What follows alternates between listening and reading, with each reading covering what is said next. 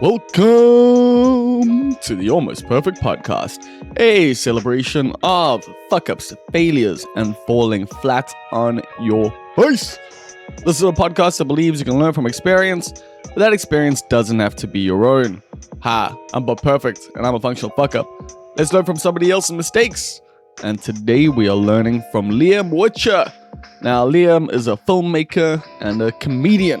And by filmmaker, I mean he does all the things. The writing, the acting, the directing, some of the editing. Not so much with the DOP stuff. But yeah, Mans does a lot of work when it comes to creating films. He's made quite a few short films. And he's actually made, I think he's made 2 feature films. But Boxcar, his latest one, maybe his first one, but I think it's his second. Boxcar has actually been picked up by a number of film festivals. And so, yeah, we chat about that. We chat about how he put it together, utilizing the people around him, the things he had around him. Basically just taking the Robert Rodriguez approach to independent film, which you will get to hear about just now. Now, Liam's someone I've actually gotten to know quite well over the last year or so, as he's part of the Not Quite Right comedy crew. He's part of the team. He's part of the co-op that we've got going on, where we put on gigs together, we create media together, like funny videos and stuff. And yeah, we even like doing a little booking agency whole thing going on. So that's the whole thing. And we chat a little bit about that. But yeah, Liam's someone who I've gotten to know quite well over the last year, and I really dig his vibe. Like, I think we've gotten quite close and we connect on a lot of different things. So that's why I was like, yo, you should come chat on the podcast. Of course, I'm eventually going to get everyone from the Not Quite Right team on the podcast. Like, you've already met Tibbs, that was a while ago. And then we've still got Comedy, and then we've still got Vincent Joseph. So you'll get to know them over the coming months, because I'm really stoked with the stuff we've been doing, and I'm stoked with what we're going to be doing. Like, we've got a lot of ideas, we've got a lot of stuff in the pipeline, including starting from September, every Wednesday at Ace's Pizza, we've got the Not Quite Right open mic. So yeah, we got an open mic gig in Durban again, which I'm sure if you have been following the Durban comedy scene, you know that hasn't happened properly in a while. Not a weekly gig, at least. And if you know anything about comedy, you need open mic gigs if you're ever going to get good at stand-up comedy. They're foundational. So we're trying to make that thing happen again. It's self-serving, of course. I want stage time, Liam wants stage time, Tibbs wants stage time, Vincent wants stage time, Comedy wants stage time, and all the other people that we've got under our wing. We all want fucking stage time, you know? So yeah, we finally found a space that we could do it. Because that's also the thing, you got to find somewhere where people might actually go to. Like with the Winston, unfortunately, people who like the Winston, but those people didn't always come to comedy shows. And those people also didn't always have 30 rand for entry. Like, let's be honest here. They always had money to drink. They always had money for booze at the bar, but somehow never had money to pay entry. It's your priorities are fucked up there, people. Just go somewhere else to drink. Like, if you can't afford the entertainment of 20 rand or 30 fucking rand, but you can't afford the beer, which is 20 rand or 30 rand, that's fucking insulting. Anyway, that's a whole other fucking topic that I'm not even going to get into now. Not that I haven't, myself hustled into gigs. Not comedy gigs. I mean, I don't pay for comedy gigs these days because I'm a comedian. But yeah, back in the day, I definitely snuck into my fair share of band gigs. I also put on my fair share of band gigs that other people snuck into. So, it's the circle of life. Yeah, that's you hear there why I do comedy and didn't do the whole band thing. Anyway, what was I saying? 6th of September, every week, Ace's Pizza, every Wednesday, we're doing open mic. Come watch us, and also, hey, maybe if you want to start stand-up comedy, come through. We can chat. We can put you on. We can make that thing happen. What else have we made happen lately? We made some sweaters happen, some almost perfect sweaters. If you want to support this podcast, of course, you can always go to patreon.com/almostperfect, where you can subscribe for as little as $1 a month. But there's also merch. We've got merch over at almostperfect.co.za. I haven't put the sweaters up yet, but they should be up by the time you hear this. If I time everything correctly, that should be a thing. And yeah, we got sweaters. They're $400 each. They're fucking quality. I love mine. It's the only thing I'm going to be wearing for quite some time. So yeah, if you want to be like me, be seen on TV, and wear a sweet ass sweater that's got the little almost perfect logo screen printed on it. Yeah, we're not doing direct to garment, baby. We're doing screen printing. If you want that, hit me up, bob@almostperfect.co.za for now, or check the website, and hopefully it should be up there. Anyway, with all that out the way, it's time for the Almost Perfect Podcast with Liam Whitcher.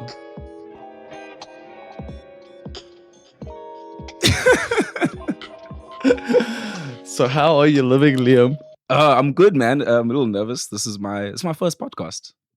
I mean, it might be your last too. Yeah, well, at least my cherry is being popped. And this is exactly how I imagine my cherry would be popped. On my couch? It's on your couch in this small, dark room. Little middle-aged white guy. This is exactly how I wanted it to go. But yeah, man, how you doing? You told me you got some good news just now. Yeah, so I made a feature film that I shot in 2021. So I've just been trying the film festival circuits now. And what do you mean you just made a feature film? It's very much an independent feature film. So it made like dirt poor. But I was just very lucky enough that I met a lot of like really, really cool and enthusiastic filmmakers here in Durban when I moved back from Cape Town. So I studied filmmaking in Cape Town at UCT. So I moved back, didn't know anyone, and just by chance I met this person who knew this person who knew this person. And he put me in touch with a bunch of people. I managed to get a small bit of funding. And yeah, we came together and we made this movie. And I took a lot of inspiration from, Robert Rodriguez, obviously. Oh, yeah, of course. Yeah. So, he has that book about independent filmmaking. Yes. And it's like the Bible, of how to do it. And like, I just took a lot of lessons from that. Like, you first take inventory of what you have access to, what you can get, like cool locations, cool props. And then you try write a script around that so that it's actually feasible and doable. So I took a lot of inspiration from that. And that is how, I made it possible. It obviously has flaws in terms of like production quality, but I'm incredibly proud of it. And people seem to like it because we've had some decent film festival success so far. So I just found out yesterday we got into the Tokozo Film Festival based in Joburg. Next month, we're at the Ugu International Film Festival that's based in Margate. It's being screened at the Margate Hotel. So Tibbs and I are going to drive up, check it out. And then also, maybe try to set up some gigs down there because that's... in Margate? Yes. Comedy in Margate? Yes. People laugh in Margate. I've never been to Margate. I mean, shade coming from someone from Westville is like, Oh, fair enough. Yeah. But yeah, no, we should. Yeah, let's go everywhere in KZN. Well, that is kind of the plan.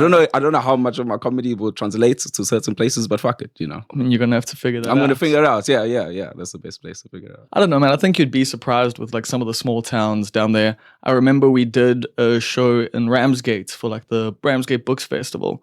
So it was quite like a liberal, I wouldn't say necessarily like woke audience or whatever, but an audience that was a bit more tolerable to, just a little bit more weird ideas, I guess. What kind of books were they?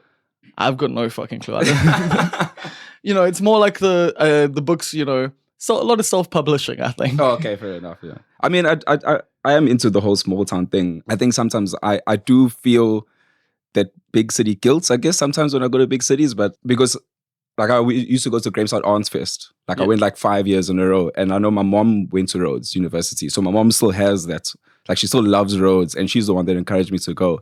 And I love it. And obviously on the way, you pass a lot of small towns and stuff. But I guess I feel like I'm fetishizing the small town thing. Like every time I'm enjoying this, I'm like, yeah, are you not? Other people live here all the time. Like nothing ever just stops when I leave. People's lives keep going. So yeah, I have a mixed feeling about the small town thing, but I do dig it. Yeah. I definitely get that. So yeah, there's small towns and there's small towns. Yeah. Yeah, but like I don't know, I'm keen to do like a tour sometime. But anyway, we'll get into like the comedy stuff in a bit, I guess. But yeah, how did you get into filmmaking? Because that's what we started with. Oh, from like a really young age. So my stepdad, he wasn't my stepdad. He was my mom's domestic partner. Okay. That's what. He wasn't your stepdad, he was the dad who stepped up. Yeah. The dad that stepped up, yeah. So he was just renting a room in our house where we used to live in Berea. So just me and my mom, my mom's single parents, me, only child. And then there was just this white guy renting a room. No, literally, that's how they met. And then obviously, Close proximity. one night in the middle of the night, he snuck out, and then all of a sudden he was my dad. And I was like, oh damn. So yeah, no, so he was big into film, and obviously this was in the 90s, where like, which is my favorite period of filmmaking. I first want to say that. Absolutely adore the 90s filmmaking. That whole independence film culture. I mean, it's just, you know, a repeat of the 70s, but whatever. No. Well, no, fair enough. Like I'm just the Brat Pack and stuff. From the 70s, no, I'm just collection of taking the directors. fucking piss. Yeah. No. But I think, I mean, what I like, okay, well, I'll be more specific. I mean, more of like the mumblecore, like really dialogue heavy type of independent films from the 90s. I guess that's to be more centric towards that style. I thought you were going to talk more about like, you know, Tarantino. Well, yeah, this is like very mumblecore dialogue based. Like, there's not a lot of like plotting that goes on. Obviously, like you have to have just some kind of coherent plotting in terms of like the story has to go somewhere, but a lot of the times it's in the background. You know, it's just a very character based. You just want to know what's going on with these guys. So like, yeah, so obviously Tarantino, but then also like Swingers from Jon Favreau. Absolutely adore that film. Favreau, yeah. Yeah, exactly. And obviously Richard Linklater with Dazed and Confused. There was one other of his that I'm forgetting in the 90s. But yeah, so I was really into that. So my dad, who's not my dad, this is white guy who was living with us, who used to hug and kiss me. So I guess he was my dad. So so he would just show me a lot of films. And like I was very young, so like, but he showed me a lot of films that maybe I should have been watching. Yeah. And so he just got me interested. And I think just like that treating me in a way where like making me feel like, hey, treats me like an adult, like, hey, you know, these are very adult movies, but I'm going to let you watch them. I think like getting that like respect, or so to speak, or like not dumbing down things for me really got me into film as a result. And I remember my first ever cinema experience was going to watch The Fellowship of the Rings. Lord of the Rings, The Fellowship. How young are you? Jesus. Or how late did you go to movies for the first time? This was 2001. So I was in grade 1. I didn't go to the cinema. I forget that you're a fucking child still. I'm 29. I feel so old. But anyway, you know what's so funny about that? When I went to go watch The Lord of the Rings, so at first I was complaining because I was like, no, I don't want to watch this nerd shit, you know, because I was like, this is lame. I still don't like Lord of the Rings. You don't like Lord of the Rings? You don't have a Hobbit store tattooed on me. I mean, good for you. So anyway, so I went to go watch that and I was like, I'm not into this nerd shit, this high fantasy shit, you know, this is going to really ruin my rep there in the playground. So I go there and like immediately I'm like just transported into this world. I fall in love with the film and the world and I'm getting really invested in the story. I'm like, holy shit, Frodo gotta get this fucking ring to Mordor. Then the film ends and I'm turned to my dad. I'm like, what the fuck? He's like, oh, sorry, it's a trilogy, it's 3 movies. And I didn't understand the concepts of trilogies before that. So that was my first. So you hadn't watched like Jaws 1, 2, and 3? No, I didn't. And I was like, I have to wait like almost 5 years for the story to unravel. I was so upset. I didn't know I had to wait. Yeah, you see, I remember watching like the first Star Wars on TV. Like, you know, I thought you were gonna say you went to the theater to watch The New Hope. I was like, damn, no, like I was like just a kid and like the shots of like the 2 suns on Tatooine and shit like that. So like that was like kind of the stuff, but like that was because it was on TV and that, and like I had a video machine.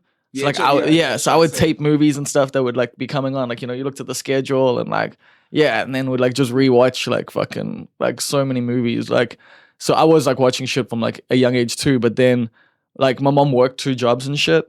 So I bunked a lot of school. Oh. And so the 10 o'clock, or it was either 10 or 11. 10, I think, was the infomercials. 11 o'clock was like the movie. Like, and that was like my education for years. Yeah. Like I would just watch that movie, and like a lot of the time would be like those kind of movies that you're talking about, or like, you know, my mom would be working at night and like, I would just be staying up just watching like. Yeah, like that's cool because then you end up watching a lot of classic films. Like I didn't watch cartoons growing up. I mean, I still did that. I don't know why I didn't. Like I only realized it was strange when talking to other people. They're like, oh, do you remember watching this when we were young? I was like, I didn't. I just watched a lot of live action films. The cinema, yeah, I know. I wanted to say live action. I didn't want to sound like one of those Kino snobs.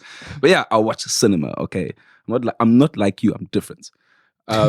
So did you ever go and like hire movies like from Blockbuster? Oh yeah, dude. I missed that whole culture. Like, oh shit, I would take. Dude, we used to go like rent like a fucking PlayStation for the weekend and rent like games and shit and like get and you DVDs. Have to finish it over that weekend. But it would be like a special where you pay like $100 and you get like all this shit and like I missed that, and I like the whole stress of knowing that you have to finish this game before you have to take it back like the next day. But I know like also like picking movies, I would sit there for like an hour for me it was not a Blockbuster, it was a Video Sun. Yeah, A Video Sun. Yeah, then I just go up and down the aisles all the time. When my mom wasn't looking, I'd sneak into the adult section. The adult section, just see what's up, what I'm missing. So, like, not understanding anything. You just look at the DVD covers and you're like, oh, this seems like very interesting. Very, I wonder what these characters are getting up to in this. Wonder what's the story arc. Yeah. The way they posed the poster, like, provocative. Yeah. So yeah, and I miss that whole culture. I mean, I guess we kind of do that now when you're scrolling through Netflix trying to pick one, but it's not the same. Like it's definitely not. It doesn't have the same tactile experience. Yeah, exactly. Of like walking through the aisles and picking something, and then like, especially like like you're with someone and then like I remember my whole thing I used to do with my friends is that we get a funny one and a scary one. Yeah, or like the action one, or like yeah. So it's like you get something to cleanse your palates after the scary one or whatever. I know that I hired Jason versus Freddy because I remember the person behind the counter. Because like your record comes up and he's like, "Why are you watching this for the 15th time?" I'm like, "Listen, bro, get off my back, get off my back." All right. I think I might have missed something for the first 14 viewings. I just wanna go back and check something, dude. I was obsessed with that movie. That's such a funny movie to be obsessed with. What a shit one as well, yeah. Exactly. Like, I watched Scream like at least 100 times. Like at least at this point in my life. But like you see, the problem with that is like I was genuinely afraid of Scream.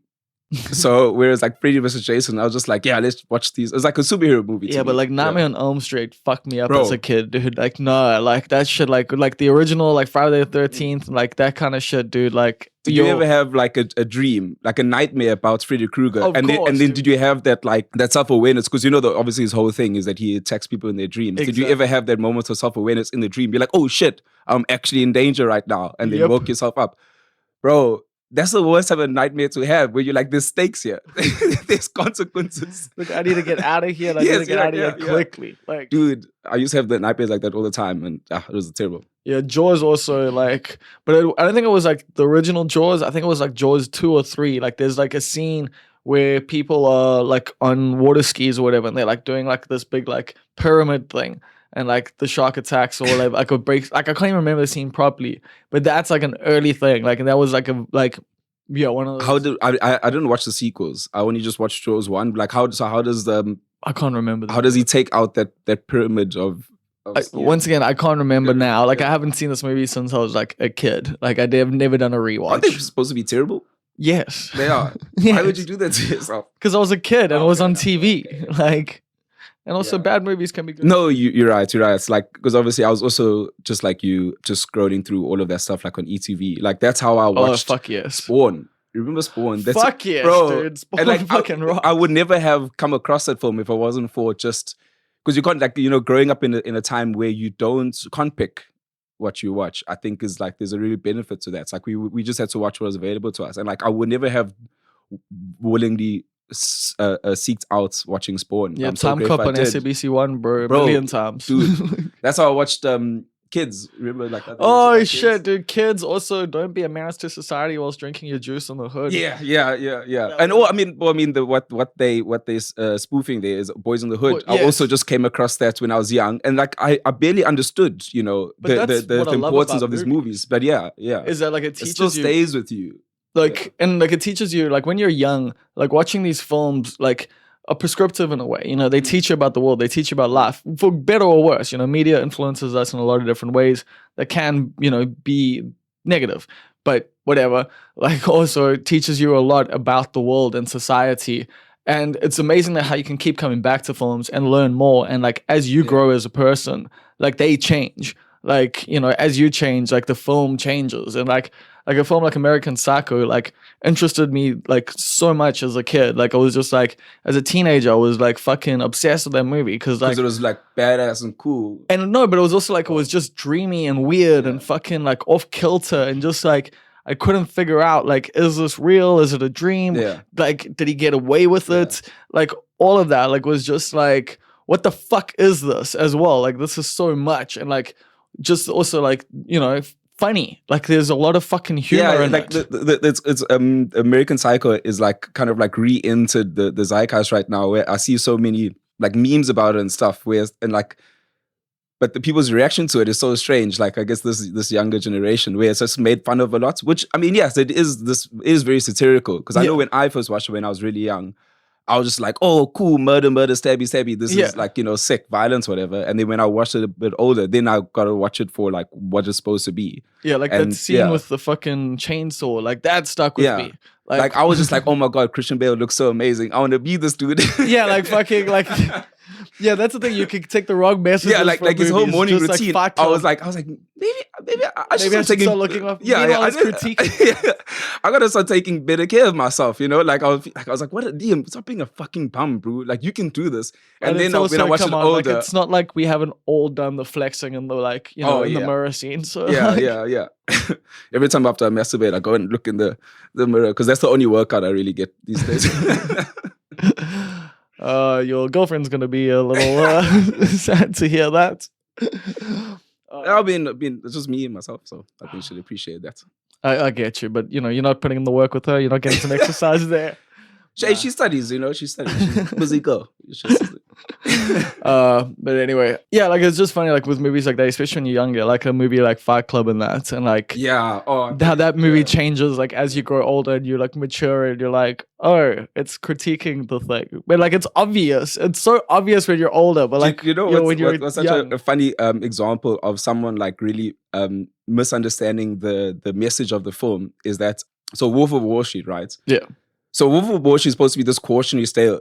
It's not supposed to glamorize what's going on, but rather to show you that it's not a cautionary tale. I mean, fine. The whole nature of it is what subjective. it is a critique of capitalism and the fact that you can get away with this shit. Yeah, true. But I feel like the film is still trying to like demonize Jordan Belfort's character. Yes, of course. Yeah. That's it. Like I get you. Yeah. So I'm watching Wolf of Wall Street with my mom, which I know is already a weird statement. Why am I watching Wolf of Wall Street with my mother? Why not? I don't know. I mean, Although there's some of the scenes with Margot Robbie and and then like the huge orgy scene, or when he's like sniffing coke off the But I mean, me and my mom watched the movie. Well, we watched it straight face. My mom was like, "Yeah, back in my day." It's like memories. That's how you're conceived. so watching Wolf of Wall Street, my mom. It was my second time watching it. I had watched it in the cinema. So it's so funny because I recently watched it again like last week. Really? Yeah. So it's my mom's first time watching it. And so this is still like very early on in the film. It's the scene where Leonardo DiCaprio's character is walking out of his mansion and he's listing off all the drugs that he takes on a daily basis. And also being very proud of it as well, right? And like he's drinking his orange juice. He's about to get into his limo and he just chucks the glass. And then, so he drives away, and so me and my mom obviously in silence, and my mom breaks the silence by saying, Liam, these guys do a lot of drugs, but they get their work done.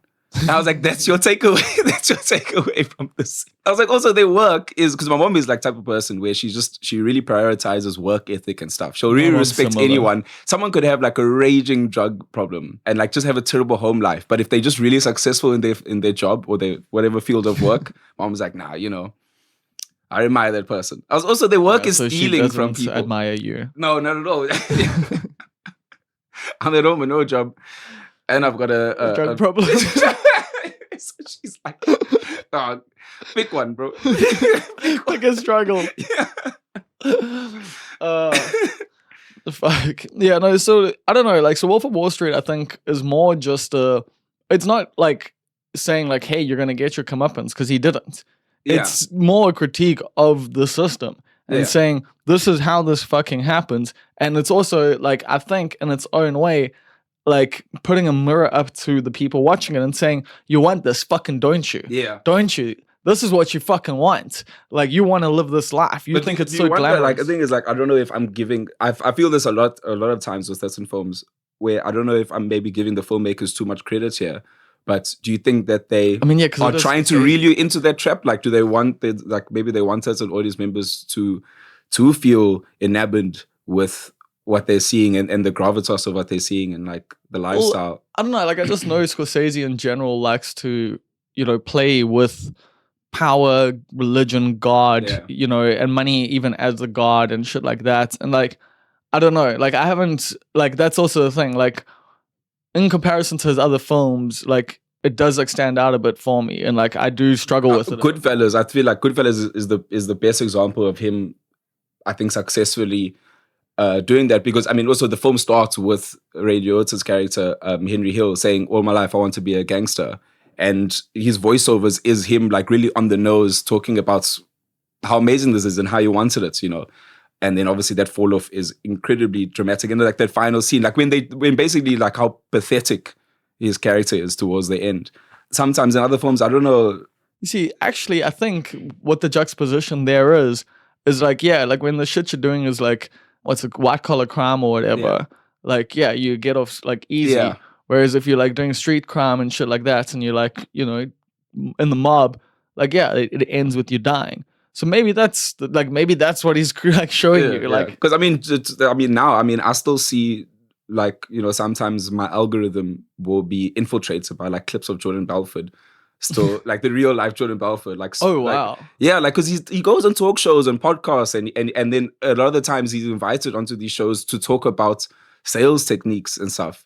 So I mean, yeah, I mean, the real life Jordan Belfort, like, I feel like I probably learned a thing or two from him. I mean, yeah, I mean, there's no denying that he was probably good at what he does. He had to be, but we're all hustlers. Yeah, we're all hustlers. Geez. I guess it's like, maybe, you know, a lot of people can live a whole life, like a whole shitty life with nothing happening, and then maybe if you want to trade in 15 years of just intensive, like great living with lots of money and just outlandish like access to stuff. The rockstar life. The rockstar life for 15 years, and then you just pay them by going to prison for a little bit, and you come back. You know, it's like yeah. Because I know, like, the prison you went to, I remember reading, was just like, you know, like a very white collar, yeah, like a spa, yeah, where you got to play tennis and shit. So yeah, good for him, man. Yeah. Because, you know what's one of my favorite quotes right now is like how people say, "Don't hate the player, hate the game." Yeah, well, I hate both. Yep. You know, I hate both. Okay, it's like, can we talk about how that's also an option? You know, we can hate both. Definitely. Yeah. Although I do, like, you know, the whole thing from The Wire, the game is the game. And like, that is something I recognize, man. The game is the fucking game. It's like, you can't like get out of it, and you got to play it somehow. So like, fair enough. That's just my philosophy to social media, you know? It's just like, yeah, I'm going to feed it in certain ways because like the game is the game. Like, I got to like actually make people like think, you know, like Bob's like, you know, fucking doing well, doing lots of gigs, I mean, fucking.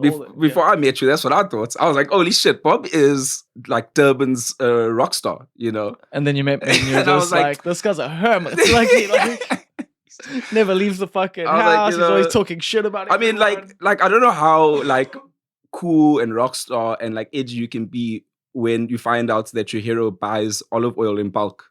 When I found out, when you spoke to me, you're like, hey, yeah, bro, you know, I can't remember what supermarket it was, but fucking you came to Checkers, me and you're like, bro, Checkers got the special, like olive oil. I bought 2 bottles already. I'm gonna go back tomorrow and buy another one. I was like, what? I was like, bro, when you're saving $50 a bottle on like fucking olive oil, bro. I was like, these weren't the type of conversations I thought I was gonna be having with you on the outside looking in, you know. I mean, you know, I could also tell you stories about doing cocaine off of chicks' asses and shit. I mean, you did. I remember when you told me that story about when someone did cocaine off your penis, and I was like, oh, that's crazy. But then I thought about the logistics of how, like, I was like, yo, Bob's penis has to be at a 90-degree angle. That's crazy to me. I thought when you're like, I mean, it definitely wasn't like, it wasn't hard or anything. But like, what? It's just like, on the, you know, it wasn't like a long line. That's what I thought it was. Well, I don't know. Like, I'm trying to remember. There's been like a lot of different nights. Like, Jesus. I don't know which story I might have told you or who would have been doing the cooking. Like, if I blew on your penis right now, it'd just be a poof. I'm trying to actually remember, like, but there's been a lot of different nights with a lot of different people. And see, that's what I've been hearing. I'm hearing about fucking deals on olive oil. But that's also the thing, like, a lot of shit is just a blur. Like, so I can't remember stories exactly. I remember like time periods where things happened. Or like I do remember some, so yeah. But either way, it's funny to me because like I said, like I've forgotten a lot of this shit. But then also like I start telling people stuff and they're just like, how are you still here? Yeah. Jesus, dude. No, you're a hero. You're a veteran. That's also definitely not a hero. Yeah, okay, yeah. Maybe inject some more duality into the history. Yeah, fair enough. No, I know recent, like another like recent story you told me, I was commenting on some you post a lot of like throwbacks and stuff on Instagram, Yeah. and there was one of you at a concert and you like shirtless and you were telling me how sometimes you would just get naked at gigs. I mean, it happened a couple times, yeah. Yeah, gee, that's the rock star life. I guess because I'm just trying to live like oh damn, I'm blanking on the word, vicariously through you. I mean, by because it's hearing also all that like, it stuff. is a different time. Like It's different time, yeah. Like you're like the Winston days with Winston in his heyday. Yeah, and also like it was just before like every like one had like, you know, a camera on them kind of thing. Oh, So there's like a fewer, like there's quite a few That's people who've interesting, got like yeah. naked photos on me. Like But then it's not like now everything is documented the instant it happens. Exactly. I didn't even consider that's actually that's a critical difference. Like there's a time before and there's a time afterwards. But it was also like, I don't know if people really like know like or could live through that era again, you know, like because we were going through like our own like like our own punk era essentially. Yeah. And like mimicking but also doing our own shit and just like pushing boundaries in different ways and stuff like that. And like like fucking stage diving and fucking mosh pits and just like being absolute chaos and just like partying on the streets and just like doing a lot of like whack shit, you know, just being menaces to society. And like a lot of that, like I feel is like healthy in some ways, but you know, also not necessarily. So like I'm like, that's also why like with a lot of the stuff, like I don't necessarily look back on it all fondly. Like a part of me is just like, yeah, dude, you were fucking wild. Like you had some problems that you were trying to work through there. Yeah, I know. Actually, yeah, fair enough. I know when I was really young, I made friends with older guys when I was young. So my introduction to like drinking and smoking and drugs and stuff, I was like between like 10 and 12 years old, and these guys were in high school. I mean, that was like me for weed. Yeah, and like I thought I was like the coolest kid in the block. Yep. And obviously I was loving it during. I saw no problems during it all. It was only years later when, like, you know, talking to people about it, they'd be like, whoa, dude, that's like really fucked up. And then I was like, wait, you're right, that is fucked up, you know? But I mean, isn't like, it's also like, I don't know, like. But that's the thing, I can't lie to you and say that like I regret any of that. There was like life lessons that I learned from it. But I shouldn't be glamorizing it the way I used to at all. Yeah. Like for me though, like some of like my favorite memories are like the things like we used to go to this under 18 Joel could like one up. But we would like all pool our money together, go to the bottle store, get like a bottle of like Mocador, which was like this coffee liqueur. Yeah, this coffee liqueur that was cheap as fuck. And then like club like something Clubman or whatever, which is like this mint liqueur or whatever. And then like one person, like we'd walk there together. There's this big group. And this is like fucking like 5Ks, but there's like 10 of us. So, you know, like we were rolling as a crew. And then like one when you're young, you can walk anywhere, no matter how far. Like, just, yeah, and also it wasn't like necessarily as dangerous back then. Although we got mugged a lot, so I don't know. Like, but we would get one person to pay. Like they get a stamp and then come out and just like double stamp as many people as possible. And then the people who couldn't get double stamps would just climb over the fucking fence together. How would you get the alcohol into this under 18? Well, by over the fence. Oh, the fence. Yeah. There was like, because there was like a field down the bottom. So, you know, we would like, some of us would hustle through there, others. Yeah. And we'd also be drinking on the way there. Oh, yeah. And this is like literally like, I'm like 12, 13. Oh, you 12? Oh, yeah. Jesus. Oh, gee. Yeah, I mean, so just a couple of sips and you can ride that for like the whole evening. Oh, really. Definitely. Yeah. Yeah, and then like wait, so how would you buy the alcohol?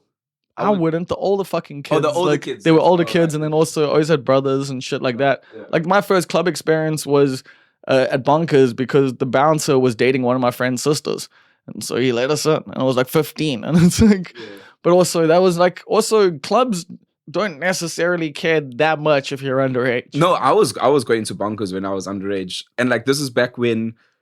So before we had those like legit Green Book fake IDs, we would do the whole classic paper. So like, you know, you like you affidavits. Like you photocopy your ID, you get that stamped, and then like a friend of ours would just go in Photoshop just to change like the one date, and then but it's still stamped and everything. I was the friend with Photoshop. Yeah. You check, yeah. And what's funny is that in this one particular occasion, so there was only like one guy that we knew who could use Photoshop. So he was the guy we go to all the time. So we all went to his house after school. It was like a Friday after school. We all wanting to go to Bunkers that night. And so the guy that we're going to, the Photoshop guy, in the group that we're going with, he hated one of the dudes. So he printed his out where the whole A4 piece of paper is the whole ID. And he's like, oh, sorry, like he made up some excuse that he couldn't redo it. So then that friend of ours had to come and unfold the whole thing and present an entire A4 documents with his whole ID printed. Obviously, long story short, I didn't get in, and it was fucking hilarious. So, oh, dude, I missed those days. Yeah, and then eventually we got the legit green book fake IDs, and those worked like a charm. I remember I had that even for years after I turned 18. You know, like I think you're admitting to some crimes here, but like, you know, it was a long time ago. What are they gonna do, bro? It's just so funny that like we were. Do you think Knox listens to your podcast? No, but I don't know. But it's also like it's so funny that we were committing like these major crimes, like fraud, just to get into clubs. Yeah, yeah. Like I never, it never would have dawned on me the significance of what I'm doing. Yeah. Yeah, you just like see like the goal, which is to get into the club. Yeah, and that was everything. That's what I love about like a lot of the films that I write are all very centered around like youth culture. Look at you bringing it back. Hey, transition king, my brother. So I really enjoy it. So like I write comedies and it's always about youth culture. And the reason why I like that is because I love how the stakes feel so high when you're young, and then those stakes are like stuff like you said, like getting into a club, and that's all that matters. And you would commit all of these crimes along the way just to achieve this goal. And I love how you're not gonna get dangerous because you're just trying to get into a fucking club. Yeah, like the potential consequences of what you're doing just to achieve this goal that is so like irrelevant or small time, but then to the characters in the movie is life and death. And I love that juxtaposition of the like super bad shit. Yeah, exactly. Like it's life and death. It's the high stakes thing. This is all that matters. Like you're very short term thinking. And I find like the comedy coming out of that about how small time. The thing is, I'm obsessed with that. I'm so fascinated by that, and that's why. Yeah, like I would like exploring youth culture, and also like I really want to also explore the grim reality sometimes of youth culture. Like these people are flawed because when you're young, when you're a teenager, you're the worst version of yourself. Yeah, that's hopefully people are change and they're not. But it's also that's what I like. I think that's also just consistent, and like as much as like modern society might be slightly more woke or this or that, they're still fucking up in their own ways, and they're still going to be like monsters and menaces to each other and utilizing these things in different ways. And like, because you've got your ego and you've got like, it's very difficult when you're a youngster to like really take a step out of yourself. And like, even like stuff like wokeness or whatever, like I hate using that term, but we all know what it means. It's a word now. It's enlightenment. Not necessarily just that, but like more just the brand of it. The whole being like, I'm this, and I'm like, I know all these things about leftist culture and this and that, and like all of those kind of things can be weapons and can actually also be you being shitty by calling people out and that, and you're actually doing it because of your own insecurities and your own just like virtue signaling type of thing. Yeah, that to a degree. So it's like. Yeah, like we all use the tools of our time to be shitty, I think, is my point. And like being young is a very self-centered, like, especially your adolescence and like into like your early 20s. And I think even these days, because of social media and that, like even your early 30s can be like pretty fucking myopic. So I don't know, I think it's just modern culture. Yeah, I definitely was incredibly full of myself when I was young. I just had an opinion about everything. And I believed in my ability to understand everything, even things that had nothing to do with me, things I could never relate to. But I was like, no, I'm so intelligent that I can figure this out. Teenager, for sure. Present me any world problem right now, I'll figure it out. The Middle East, give me 15 minutes. Let me put them in a room, and I'll get it. Bomb them all. Yeah. Exactly. And like, that's why like I could never have done comedy back then, because my comedy would have been just the most agenda-based shit ever. Yeah, it's funny. Like I definitely had like some edgy shit that like I look back on, I'm just like I cringe and I'm just like, But yeah, like I mean, it's also interesting because I mean, you can still push boundaries and you can still be edgy now. Yeah, of like, course. Yeah. It's just less like. I mean, I guess some people are being repetitive and doing the same like anti-trans, anti-woke shit, blah blah blah. Like the low-hanging fruit shit. But like. There's a lot of ways to still say fucked up and offensive shit and make people laugh, like without like necessarily being like racist or transphobic or homophobic or whatever. Like you can like, have good targets, I guess. Or also, you can just make the target yourself and your shittiness. Yeah, that's like been my method, because I myself, I don't think I've fully cracked the code. Like firstly, I agree with you. I think you can be edgy and offensive and shocking. Yeah. While not being like really problematic. And I myself haven't fully cracked the code. So my method has been always that whenever I want to talk about something slightly edgy and uncomfortable, I will just make it's my story. It's happening to me, so that I can still at least, have a certain degree of trust with the audience. They can trust me through it, but my intention is to make them uncomfortable. Like that's definitely my goal. But they're more like they oohing and ahhing at me. They're like, oh, this fucking weirdo, this fucking creep on stage.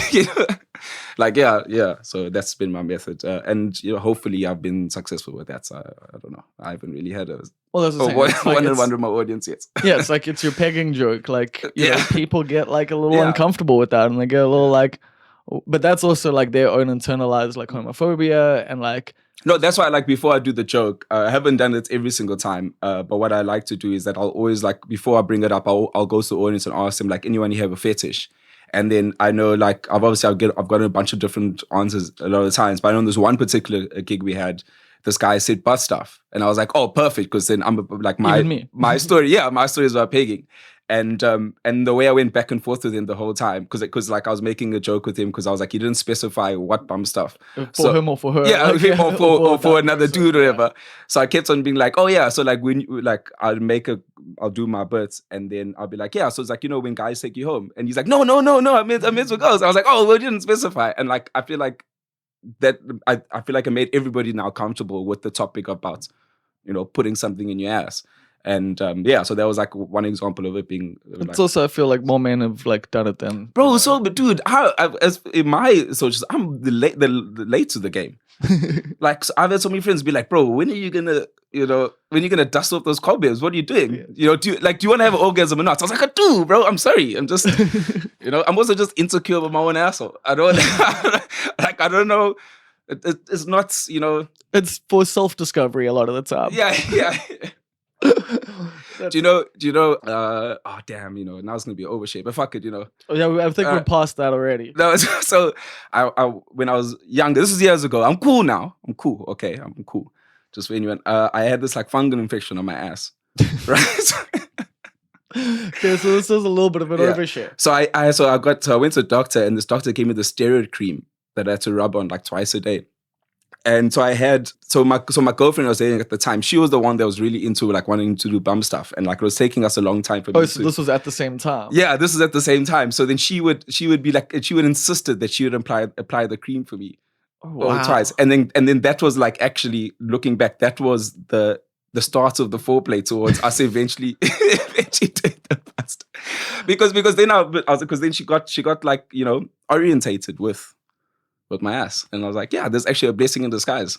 Like she got more comfortable with your ass. Yeah, I had to lie there in the bed, on my stomach, and I put my ass cheeks across, and then she would like put on a. Or at first she was about to go straight in. I was like, wait, are you wearing gloves? She's like, oh no, am I supposed to? I was like, yeah. Why would you just go skun? I mean, because she would expect you to be clean there. Yeah, no, it'll be after a shower. Okay, I'm not a Neanderthal. I mean, like a good wipe. Like, girls aren't showering. Like, no, I'd go and make it clean and presentable. Yeah, exactly. I'm gonna say, like, I've like eaten some ass, and like it's never been dirty. Like, and it's not always just been after a shower. So I don't know. I feel like if you do a good job down there. But it's hard to like have prep time when you're trying to be spontaneous. Exactly. Yeah. That's what I'm saying. Like, it's not like I'm like waiting for girls to get out the shower for that, like, ass eating session. It's more just like 3 a.m. and like after the club. Yeah. You still got all of that disco clunge going on. But somehow girls don't have it. Like, anyway. Oh, I guess. Well, I don't know. Maybe I just don't taste it. Maybe I'm just too drunk to notice. Wow. I wonder if I'm going to leave this part. I was like, oh God. I think it's like I told my mom I'm coming to do this podcast. So I don't know if she's going to listen to it. Nah, my mom, we really have a conversation. I don't think she'd listen to an hour of me having a conversation. So I think I'm safe. I mean, it's just going to be interesting if she does. I mean, my granny's always into like listening to the things I do or watching the things that I do. So maybe she. Yeah, no, that's like, I know no one in my family listens to this. Really? Yeah, for sure. Like, not a fuck. Like, Christmas lunches would be way more awkward because of like. And you seen your parents this weekend? Yeah, I'm seeing my mom and my grandma. That like, they love that I do my thing, and like, they like I get different. Like sometimes they hear it, they know who the guests are. Yeah. And like, yeah, they're like, cool, that's good for you.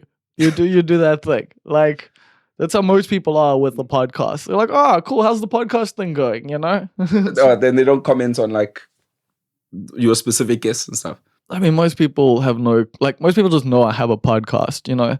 Like, they don't actually listen to it or anything. Like, Okay. well, most people I interact with. I think a lot of people who listen to the podcast at this point are a lot of people who I don't actually know. And like people who I do know probably listen to like a couple episodes a year or whatever. Yeah. And that's also how it is. I mean, I would like to, like, I've handpicked certain episodes, but only because of the guest, which I think is just, I mean, people probably do that normally anyway. Exactly. That's how a lot of podcast things work anyway. So I'm aware of that. I don't expect like anyone to like know the whole fucking catalog or anything like that. Yeah. Oh, your podcast with Andy. How did you know Andy? Andy Mkosi, Yeah, just from cultural things. Like Yeah. she's been a journalist, I've been a journalist, and like, you know, careers have crossed over. How do you know her? So my childhood friend that I grew up with, this guy Michael, when he moved to Cape Town, he was living in Kailicha with her. So I met her through there when I used to go and visit him. And I know she's like a big time creative, really, really interesting person. Like, Yeah, like always busy, always doing cool multifaceted and stuff. And we did a short film with her, and she was the lead in my short film. Really, really, really crappy short film. But I was like, it was like a learning thing. It was like only my second ever short film. I was still like learning what the hell I fair was enough. doing. But yeah, we shot it in Kailicha. It was very much like a Kailicha-based story. And like, it was really cool. It was really interesting. We got along. I obviously haven't spoken to her in ages. But yeah, that was like so random. When I saw, I was like, oh shit, Andy, I haven't spoken to her in ages. That was interesting, yeah. The friend of ours, Michael, well, I mean, our mutual friend, Michael, our childhood friend, when I saw that podcast with Andy, it reminded me this very funny story about Michael. So I used to live in Berea. And he lived I lived at the top of the street, he lived at the bottom of the street. And then one day we were playing, we just met on the street and we were playing all day. And then my mom came home and she was like, oh, who's your friend? And then obviously, because we're kids, we're like 4 years old, we didn't even exchange names. So I was like, oh, I don't know, what's your name? So he says to my mom, Michael. So for the next 10 years, we're calling him Michael. No, we're calling him Michael because that's his name. And then after like 10 years, he reveals to me, he's like, hey, Liam, I just want to let you know, my name's not Michael. I just made it up. And I was like, why? At this point, we've been friends for 10 years, right? So I was like, why did you make up Michael? Why did you do that? He's like, no, because my mom is like, she's a colored woman, but she's very white passing. He's like, I'd never spoken to a white person before at that point in my life. So I panicked. So when she said, what's your name? I panicked. I said, Michael. So I was like, oh shit. Now I'm feeling like really bad. I'm like, my whole like colorism guilt. Because he obviously went for this really like Caucasian name, Michael. Yeah. So I was like, oh, what's your real name? And he's like, David. And I was like, so you just traded in one white name for another. Why did you just say David? And he said, no, because I knew other Black Davids. White Michael seemed more white to me. That was Michael like a white Jordan. Person's name. Yeah. No, maybe he was watching Michael Jackson on TV. And he was like, there's a white person's name. But that was so funny. I was like, dude, just say David. So was that growing up on the Berea? I was sick. I liked it. We got like robbed a lot. Yeah. I grew up in Mbilo. Like my people were coming and robbing your people. Like. Yeah. So I know like my mom and stuff kept on complaining. She kept on saying, we have to move because she kept on saying like, yeah, this place is going down the gutter. Yeah. And I know during that time, I went to a Jewish creche because my mom sent me to a Jewish creche. My mom is a Catholic, which our family is Catholic, but she's an atheist. So she sent me to a like Jewish creche just because it was like on the way to her work. It was just the most convenient place. Nice. And it was like a very like, I want to say like a Zionist recruitment camp because they were very like the thing is obviously they would accept kids that they were clearly not Jewish, but they were like very, very militant with their teachings. Like they were just like, Moses is the fucking all right? Just understand that. When you go to bed at night, thank Moses for everything. You know, they were just very much like that. Like, fuck your parents, fuck everyone. Moses is your oh. And I was like, I would go home and talk about Moses all the time to my parents. And then eventually when we moved to Westville and then I got sent to a Christian school, like, you know, assembly, like we singing hymns and stuff. Like, and it's just all about this guy, Jesus. And I'm like, who the fuck, who is Jesus, bro? And that was such a culture shock. Muhammad, bro. Yeah, exactly. That's why, because obviously they were like, you know, Jews, like we would hear about Jesus, but then Jews would be like, hey, Jesus was just a geezer, just so you know. He was just a prophet, no superpowers, nothing, not the son of God. You know, he was around, and that was it. Yeah. So that was a very interesting experience. But I'm very grateful for my Berea time. And the friends that I made, I still know a lot of people from that time. Yeah, it was interesting. And then Westville, And like, then, very I went to different. Westville, accent changed. Oh, is it, eh? Yeah. And then obviously my taste in women changed as well, because then now I'm like, I like white, pogs. yeah, white women are the best. I'm so happy that I got out of that once I got to high school, thank God. But yeah, and then I just became fully assimilated. And then also the way I dressed, the way I spoke. I used to straighten my hair. I mean, even me, but yeah. Yeah. That was sick, bro. Like, it was nice to just like be like Justin Bieber. You know, like when I moved my hair would actually move with me. I mean, mine was more like Pete Wentz, you know. Pete Wentz? Yeah. Jeez, of course. Of course. Oh, God. Yeah. Yeah. You're not originally from Durban. I'm born Joburg, but bred Durban. Like, I've been like my whole life, except I was in boarding school for like 2 years, and then like up in Wartburg and stuff. Yeah, you seem like the quintessential Durban dude. Yeah, for better or worse. Yeah, no, I like it. You know, I still think Durban has like a heartbeat. Yeah. You know, it might be faint, but it has a heartbeat. Yeah. Yeah, I mean, I don't know. Like, it's a tricky city, and it's like, yeah, like there's a lot of cool stuff, and like, but it's got its flaws, and it's also had its ebbed and flowed as well. Like, that's what's been interesting. Like, I do think like I was lucky in that like we were, at least for like white kids, the peak of like alternative culture and shit, and like like we were crossing over with like people of different races and this and that. Yeah, no, I remember that. Like, I'm so bummed that I just missed the gravy train, so to speak. Like, I remember when I started going to Winston more regularly, and like that was also like really important for me in terms of my own like racial identity, because it allowed me to discover that like, hey, you can be colored who you are and still be cool. Like, that's okay. Like whiteness isn't like the coolest thing and if you're not white, that's then there's no point, because I felt like Winston was their space. Yeah, and then unfortunately in Durban just it's either like it's a white space or a black space, or like and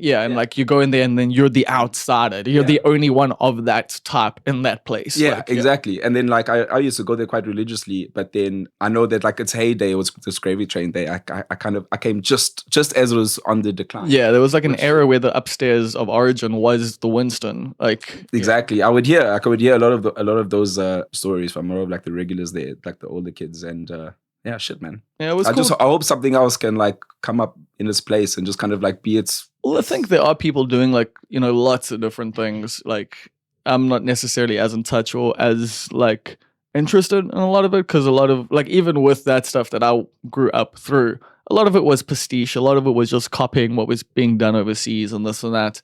And I feel like we still have a lot of that here.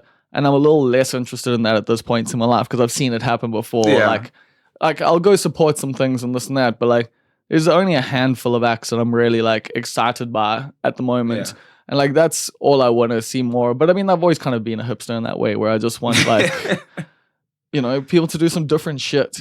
But I do think like, yeah, there's people working together doing stuff. We're also, with the Not Quite Right comedy stuff, doing our own like fucking trying to build our own like little comedy vibe and like trying to make it like yeah, I'm really excited about that. Like I like a little close-knit little group. And I mean, we're doing things the hard way, but I think that's by design. What do you mean the hard way? I feel like if we really wanted to, we could sell out more. Yeah. Yeah, we could sell. Oh no, sorry, I don't mean by selling tickets more. We could. No. Yeah, we could. I mean the symbolic way of selling out more. But I think we only want to do what we genuinely like love. And that's sick. That's cool. That's the only way I'd want to do it as well. Yeah, it's an interesting thing. Like at the moment, like trying to be in the comedy space and like making videos and like stuff like that, where a lot of people are doing like stuff like every single day, and like they coming up with all these different ideas and stuff, and like really pushing the algorithm and this and that. And there's us just like swearing and like doing drugs and like. Yeah. And like our Instagram videos and like fucking. And then even the way that we like just settle on our skits ideas and stuff, like we all gotta love and agree with everything we're making, and which. I mean, not necessarily. Yeah. No, I mean, well, we can't like no one hates it. Yeah. Yeah, no one like Yeah, no, like that's the thing. It's also like I've got the philosophy of like, what the fuck do I know? Like where it's like I might not be fully on board with like everything, but like if you've got a vision, and I'm like, cool, I'll do that. Yeah, You know, yeah. like it doesn't necessarily like I don't have like if I don't find something funny, I'm not the like barometer here. Yeah. Like Yeah. and I feel like that's the same for everyone in that like unless someone's like there was like one veto of one thing and like it was a good reason, and that's kind of it. So it's like we bring up ideas, we toss stuff around, like. I'm enjoying that, I want to do some more shit. I am really digging just like, the crew that we've got together. And I guess that can get us to how did you start doing comedy? How did I start? Well, so obviously I was working as a filmmaker and like I write everything that I make. And so I've been writing comedy for some time. So like the idea of writing comedy, obviously yes, in script form wasn't new to me. And then I made friends with Tibbs, or Tibbs Do Me, his stage name. And he's also a filmmaker, but a comedian. And he'd been a comedian since I'd known him. So eventually we became friends and we started hanging out. And I started going with him to some of his shows. And he was encouraging me. He's like, hey, why don't you just hop on an open mic once? Like, who gives a shit how it goes? I think you're funny. Like, you make me laugh. Why not just give it a go? And like, he didn't go any further. He didn't say, oh, I think you can be a good comic. Yeah. He just said, oh, you make me laugh. Why don't we try this experiment? I first said, oh, yeah, of course I'll do that. I think I'm going to fucking kill it, And then, so fast forward to my first opportunity, which was your show. What? It was your show, but the first ever time I went up on stage was a stub nose and not quite right. The new motherfuckers lied to me. What? Like, well, Tim's lied to me because he said you're done gigs. Did he say, no, he told me that he told you that I'm an open micer. They're coming, but he vouched for me. Did he say I'd done gigs before? I think so. Like, like I got the idea that you'd done a couple gigs and like, shit, thank God. I had been like, like Tibbs, anyone, and like, we've been chatting. He'd been like, like Liam's like, so I was like, okay, sweet, like let's try him out. I mean, so that's you also popped 2 cherries on mine. No, yes, bro. I don't know how much more cherries I have to offer, but we'll figure it out. So so then on the morning of the show, I messaged Tibbs and I was like, no, I'm not doing it. I was fucking shitting bricks, bro. I was absolutely like pulling my hair out with in fear. And then right up until getting to the venue, I'm still like, I'm not going. And then Tibbs is like, well, let me know because I have to be the one that call you up on stage. And then like right at the last minute, I told Tibbs, put me on. I still have a recording of my first ever set. Yeah, I'm glad I don't. Yeah, no, I mean, like it went well enough, but looking back, I'm like, I'm quite clearly a new comic. Like, well, I mean, you still are. Yeah, well, yes, of course, I'm definitely still a baby. But yeah, and that was my first ever time. Like, I did have some prepared material. I tried to improv some stuff. I was like very short and sweet, so it was like 4 minutes, and then I was hooked. From there, I was like, I want to keep going. It was an amazing experience, and like I've always been someone who can speak like in public, but this is a whole nother ball game. Oh like whole public speaking is so easy in comparison. Yeah, I thought that would be like a transferable skill or whatever, but I mean it's helpful, but it's like in public speaking, like you get laughs given to you off of terrible jokes, Yeah, yes, exactly. Like the in public speaking, like a joke is a bonus. Yeah, it's like a sort of like, oh, here's something for you, Yeah, and then like people are like, yeah, a joke, Whereas like comedy, you're like, here's a joke, and they're like, exactly. Was that a joke? So yeah, and obviously I just haven't looked back since, and hopefully it keeps going. Hopefully I still keep getting booked. I had some good shows, some bad shows. Yeah, you finally had some bad shows. Like. Yeah, I think like I was riding this wave for way too long. Where like from my first show, like, but also you had friends there for your first show, so like you had like support. Like even me, my first show at the Winston, I had like a lot of friends there, and like I landed up eventually like fucking it up and like hitting. Like, I'll let other comedians tell the story. You can hear it from them, like. But basically, like, went pretty well. But like, big crowd, like people, like so, like good response. It was not good, like like So I definitely had just like your friends laughing with you, yeah. And then like my first like 10 gigs went pretty much really well. I came third like in this competition, and like like I'm different, And then I died, and then like died a few more times. And then how did you feel like when you started to die? Like what did you have like a crisis of confidence? Like what was your? Well, no, for me it was more just like fuck these people. Oh, like it was combative. Yeah, that's how I deal with things. Like it's not me, it's you. I mean, I get combative as well, but with myself. Like I'll go home, look in the mirror, I'm like, what's the point? I mean, that's me. What's the point of you? That's me in my 30s more. Like in my 20s, it was more like fuck everyone else. Like now it's like No, that's why I said like I'm 29. I've been doing comedy for a year, so it's like very much late 20s. Like if I did comedy early 20s, I would definitely be like, oh, they don't get it.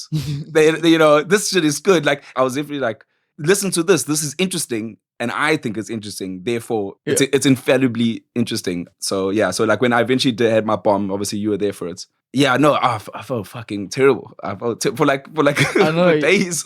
And then you bumped again. Yeah. Oh, I thought the second time was a little better. It was a little better. Yeah. But then I didn't give up on myself this time. So I was like, because that's the one thing I hated when I bombed. I gave up, which is unfair. What's happening most of the time. Yeah, like it's unfair on the audience to do that. You know, Not really. I mean, you get through your sets.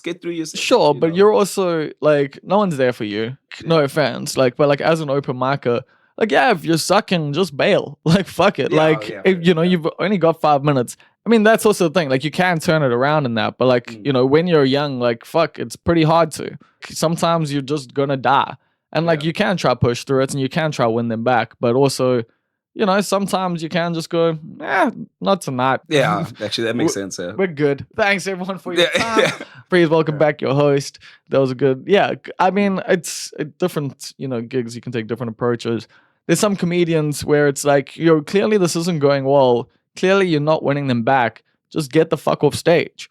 You can end the embarrassment. You can stop ruining the show. Yeah. Like, because that's also the thing. It's like now the next comedian has to work the longer you die for, the harder the next coming. Oh yeah, fair enough. I actually didn't think about it that way. Or it's also easy for them because they just get to come up and be like, "Oh, fuck, that was a interesting modeling." I know, and obviously this is like a compliment to you guys. I had written this joke about like a comic dying, like something I would say if a comic, the comic before me died, and I wrote it, and it took me like months to use it because you guys are good. And I was like, fucking hell, can someone have a bad show? And then eventually someone had a bad show. I won't say who it was. Well, I mean, I also like it wasn't even that bad, but it was bad enough to facilitate you were like, that joke. And I was like, yes, I've written this months ago. And then it went so well, and I was like so pleased with myself. I was like, oh, that was so good. It was so satisfying. Yeah.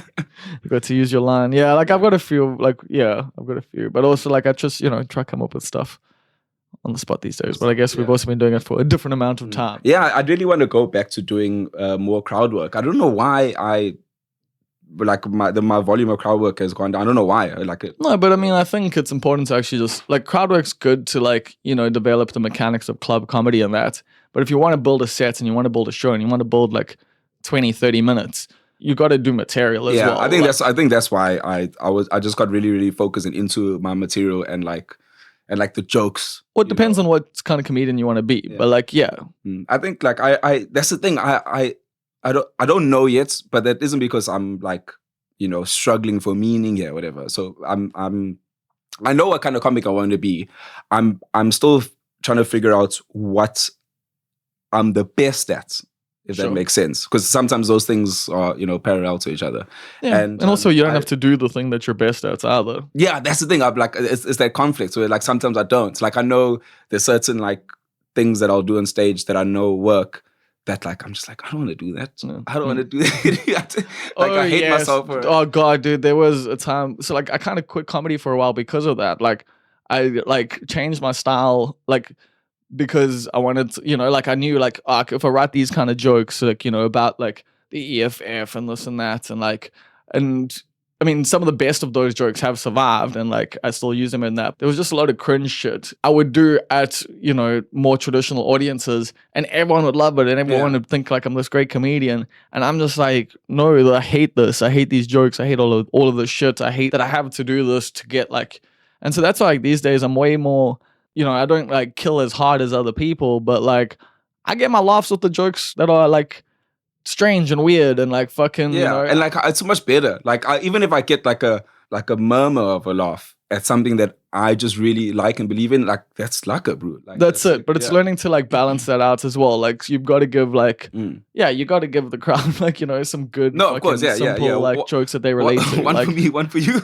Basically, like I mean, but that's also like I see guys like Daniel Tosh and that, like who can go like down like some strange fucking tangents and like, but then only have like, a handful of people laughing. And then also like, fucking be doing jokes that have like 1,000 people like laughing. And it's like, even fucking, what's his name? Stuart Lee does like a lot of that kind of shit, like losing the audience, winning them back. Yeah. So that's also. I love that skill. That I love seeing comics do that. So the losing and winning back and losing, winning back. Yeah, it's sick. I love that. It's one of my personally for me one of my most favorite things watching. Yeah, and like when speaking of that, also just with my writing, like my first couple of short films, or my first 3 short films that I ever made, like when I was still at UCT as a student, the first one was about xenophobia, because there were xenophobic attacks happening at the time. And my dad recommended that I do something topical. So I did a short film about xenophobia because it was happening at the time. My second one was about student protests, because student protests were happening at the time. My third one was about, what was my third one about? I think it was also some kind of like political thing that was happening on campus. I can't remember exactly. But it was because it was what was topical at the time. And I fucking hated all of them. I hated every single one. But then like, because at UCT they have this short film festival. And we were successful. We won awards. But I was dying inside because it was like, this is like soulless crap. But it hits the mark of what people... Yeah. Like the criteria, yeah. And it's actually interesting because that's kind of like the media landscape we like live in at the moment, where it's like, Andy, oddly enough, we chatted a bit about this on our podcast together, where it was talking about like identity stuff and like how like for proposals and this and that, you've got to hit your marks of like, how much suffering have you had, and that's also, it's like, a lot of festivals, a lot of funding, a lot of like, and also, that's the thing. People just get like more accolades for dealing with those topics and this and that, when like there's so much more to life, and like it does just suck. Yeah, it has become a cliche in its own right that like that kind of stuff sells, and that kind of stuff is the stuff that like don't get me wrong, like the stuff that like I'm making now, the stuff that I want to make, I'm trying my best to make it intrinsically still South African, but stuff can be intrinsically South African, but more nuanced and stuff. But besides like there being some kind of like struggle factor or whatever to it, you can write a story about a intrinsically South African story revolving around a character and just his very status in his life, like a person of color. Like a lot of like my characters are all people of color. Just the way they have to live their life should be enough as a political statement. Just like where they're living, like who they're friends with, and like and obviously, like I said, I really want to capture youth culture. So what they have access to is still then its political statements. Like it's not, there's no mention of out loud about suffering, whatever. And I'm like, shouldn't that be enough? Like, well, it's also like a lot of stuff's implied. Like, implied, exactly. That's the thing. Like, we all know the subtext at this point. Like, for the most part, it's like, yeah, no, I get you there. So like, I don't know, I just find it's interesting that, like you say there, and like I was saying, like with the whole finding that balance of like trying to relate to the audience and trying to create stuff that will get accolades and get put into festivals and get put into all these different spaces whilst telling a story that you actually want to tell. Because like a lot of the time you also like, you've done that stuff now, so it's like, cool, let me just tell like a regular ass fucking story and let the subtext. But the thing is, like I feel like we sort of doing that in South Africa. Like my favorite South African film is this film called Bliss Patrolli, this comedy Bliss Patrolli. That's your favorite film? My favorite South African film. Well, I mean, when I say that, it's because I also have like a sentimental value attached. Sure, geez, okay. Because I watched it when I was young, and it's because the thing is, I wasn't into South African cinema growing up. Like I was a film fan, but very much, for the rest of the world's films.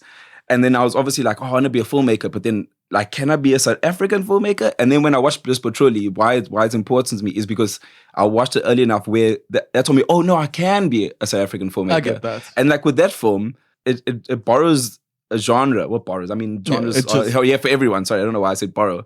It's the buddy cop genre, right? But then the thing that makes it intrinsically African is that the villain's MO of like killing someone is that he throws bricks at people.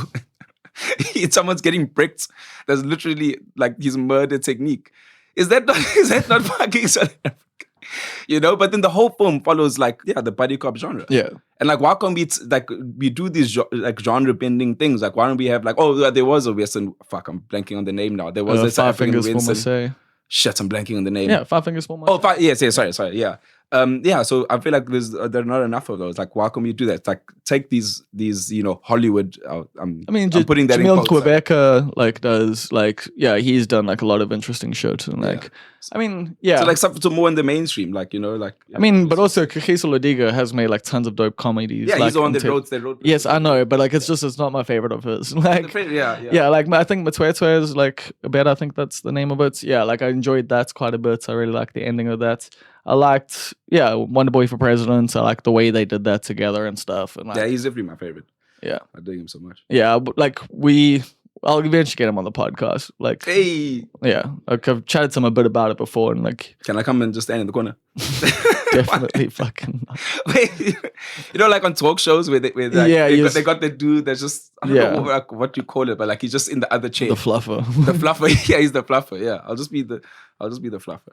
Yeah, no, but I think Kagiso and just all like a lot of those cats like from the Pure Minati show and stuff like that. Like they were. So that's the Pure Minati show was very influential for me. Was definitely foundational and shit. But I still didn't know like how to do that from Durban and shit like that. Yeah, makes it difficult. But then the Durban International Film Festival. But even with that, like I've still like I've got interest in film and I've written stuff and like I've made some stuff in that. But it's still like daunting. Award? Yeah, well, I mean, I didn't win the award. We like. Oh, I mean, that's your film, still. Yeah, I wrote it. Yeah, man. Yeah. It's I wrote it and acted it. Best film, whatever. But like. Yeah, like I do want to get more into it than that. But I guess so that was one of the things. Like, so that's the thing. It's even with comedy and that, like, it's something I always wanted to do. Like I grew up, like I told you, I used to like tape VHSs and stuff. Like I used to have like Chris Rock's Bigger and Blacker. I used to have fucking Bill Maher and shit. I used to have Ellen DeGeneres on tape. Like I used to have like all these. Ellen, you really were, Dude, any fucking stand-up comedian. Yeah, like, you're a proper purist. I appreciate. I mean, I even had like the South African always like John Flismus and shit, and like like I had like any like stand-up comedy that came on TV, like I'd videotape that shit. Yeah. But like I never really thought like I imagined it's something I could do, and it's the same thing with film. Like it's something like I imagined. Did you know you wanted to be a comic like from when you were young, like a kid? I didn't know I wanted to because I didn't know it was possible, and also like my life didn't necessarily tell me that, hey, like people are gonna like you and want to hear you talk. But like, yeah, I did have a will and a desire for it. I wasn't the guy like people were like, oh, he's so funny, Yeah. Because like I was the guy getting bullied by everyone. So like genuinely, like, so that's the thing. Like, but I thought like, I was harboring a lot of stuff. I was thinking lots of things and stuff. And like, yeah, I just lacked the role in that. And then went to an open mic comedy show and saw it's actually pretty easy to get started in this thing. Yeah, you just need someone to lie for you, like tips, and then you could get on someone's show. This was just an open mic, and I knew the guy doing it, Glenn Bow and stuff like that. And like, yeah, so, but we're going to be doing an open mic from next week, basically. Yeah, next week? No, sorry, the week after. Because next week from the beginning of September, we're going to be doing, do you want to tell people about it, I guess? Yeah, so we are starting this new show at Ace's Pizza in Morningside. It's a weekly show every Wednesday for the whole month of September. Every Wednesday, we're having an open mic hosted by Robbie Collins. Well, he's hosting the first one. He's hosting the first one. Oh, you could have lied. I was going to lie. If they come for the first one, it doesn't come for the other ones, fuck them. Well, it's like they're not going to come watch him every week. Or maybe they will. No, but maybe they can show up and be like, oh, Robbie's not here. But hey, that guy over there is in the corner. He's cute. I want to see if he's funny. Me. Yeah, no, but Robbie will be hosting the first one, and then like we'll be alternating hosts and stuff. Yeah, I think it'd be really excited. Like the controlled chaos of the open mic, I think is an incredibly fascinating experience. And I would encourage a lot of people to come check it out. Really fun. And I mean, you might be seeing the next big thing come up there. It'll be really fun. So yeah, I hope to see you guys there. You definitely won't be seeing the next big thing coming there. But Who knows?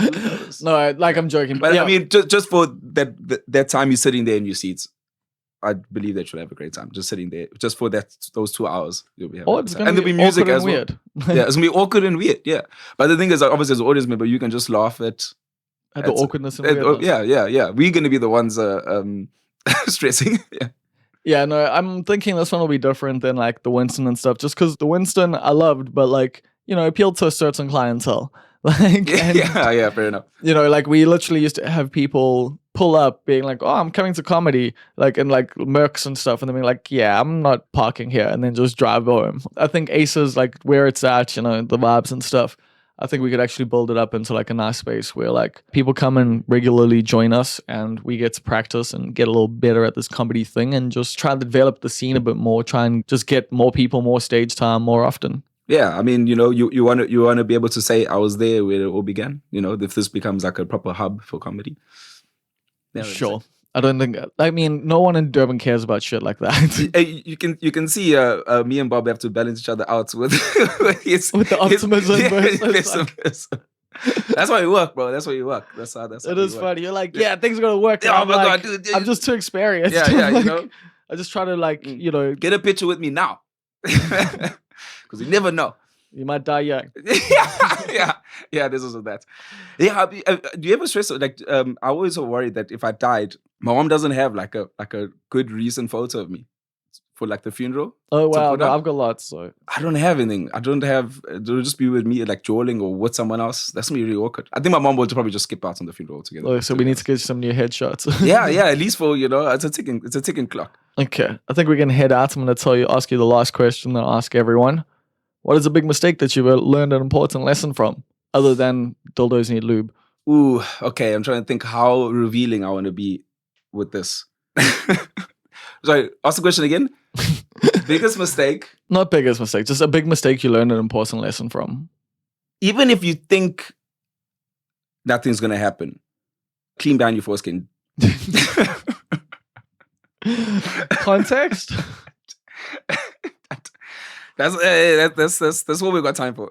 That's what we got time for. Yeah, that doesn't relate to at least a decent portion of the audience, maybe. I don't know. But for those of you who... I apologize to everyone affected. Yeah, for those of you who haven't been mutilated like me. Yes, right. I mean, whatever. Like, I'm not even going to get into that. Bro, like, I was listening to a podcast a while back. This guy talking about how ridiculous circumcision is. I mean, it is and it isn't. Like, I'm happy with it. Like, I dig my dick. Like, I like my dick. So, you like your dick too? Just need to make sure that, you know, you give it a little extra clean sometimes. Yeah. Exactly. I think that's a good place to end. Thanks, Bob. So that was Liam. And yeah, I probably should have warned you in the beginning that, yeah, that conversation gets a little wild. But I'm actually heading to Joburg very shortly, and I'm trying to get both the intro and outro done. So we don't have time for retakes. And yeah, so that's might come as a bit of a surprise to some of you. But yeah, I'm actually heading off to Joburg just for a couple days. I'm going to see my mom for her birthday, which is on Saturday. So I'm recording this on the Thursday. You'll probably hear this on the Friday, maybe a little later. I know, sometimes you're only going to hear this years down the line. Who fucking knows? But anyway, in current time, as I'm recording this, yeah, I'm heading to Joburg, and I'm really looking forward to it. It's going to be a quick one. I'm back in Durban on Tuesday, but I just want to, go up and see my mom for her birthday. And also see my gran again. It's been quite some time. My mom and gran live together. It's a whole story. You can listen to other podcasts too if you want to hear about that. There's been a whole fucking saga, Jesus. But yeah, I'm really looking forward to that. Really looking forward to just chilling. Because yeah, I'm gonna go see some friends during the day and stuff like that. But like, I'm gonna be driving on that. So no partying, no drinking, none of that stuff. Just gonna go have some tea and coffee and lunch with some friends, and also some people who have bought some sweaters that I'm gonna be dropping off. So that's cool. I love Joburg. I mean, usually I try and get on stage and all of that, but also with this one, I just want to spend time with the family. I'm gonna be cooking a ton because that's also a thing that I often do when I'm up there.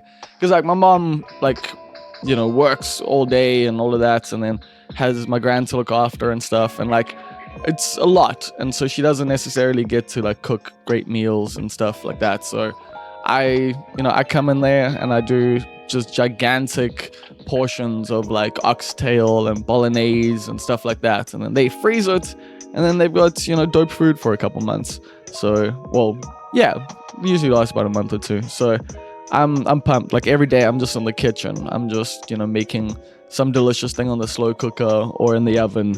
And because my mom's got a dope fucking kitchen, that's the thing. Like, I actually enjoy it. It's actually really, like, I love it. There's space and like all the, like, my oven is fucked, but her oven is pristine, and it's, I get to do some dope roasts and stuff. So yeah, it's as much as it's a thing where I'm like, doing this thing for my family, it's also a thing where I'm like, fuck yeah, I get to just zen out a bit and just enjoy cooking and just enjoy, creating out of life, essentially. Because that's what cooking is. You're taking other forms of life and you're creating something dope and delicious with it. Whether that's animals or plants, those are all living beings. Well, they were at one point. Not typically by the time I get my hands on them. Not typically. What else am I going to tell you? Oh, yeah, I mentioned at the beginning, we're doing Aces every Wednesday. But next Thursday, which is the 31st, we are doing the last Ace in the Hole comedy. I think it might be the last. We might still do that, actually. We might still do lineup shows at Aces, because that's also a cool, way to do things. It's cool to have people do longer periods of time and stuff. But anyway, 31st, we're going to be there. It's Keel Maharaj is headlining, Liam's hosting, and then the Not Quite Right crew are going to be on that bill as well. And Robbie will be hosting on the 6th of September, so that's going to be sick. That's going to be, I think it's going to be a cool way to kick everything off. And other than that, I don't think I have much else to tell you. Oh, I can tell you, actually. I'm busy. So I'm getting a bunch of different merch things sorted out. It's getting like small samplings. And we'll see what y'all dig. And varying different price points and blah, blah, blah, blah, blah. So, whatever your budget, you'll be able to buy some Almost Perfect merch. But also, I'm working on a little secret thing just for patrons. Like, this is going to be a piece of merch that you can only ever get by being a patron over at patreon.com/almostperfect.